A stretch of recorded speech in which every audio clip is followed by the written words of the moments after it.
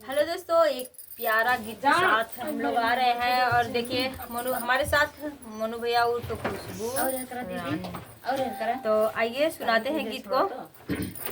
हमारी रानिया है रानी क्यों चोराई लई गना, हमारी रानिया है रानी क्यों चोराई लई गना।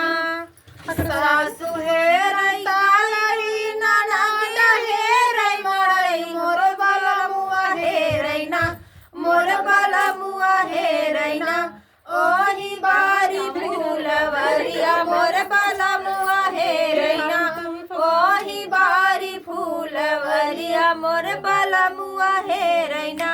हमारी रानिया है रानी क्यों चोराई लई गना, हमारी रानिया है रानी क्यों चोराई लई गना। सासु है खेतवा ननद हरी हनवा मोर बलमुआ है रैना, मोर बलमुआ है रैना।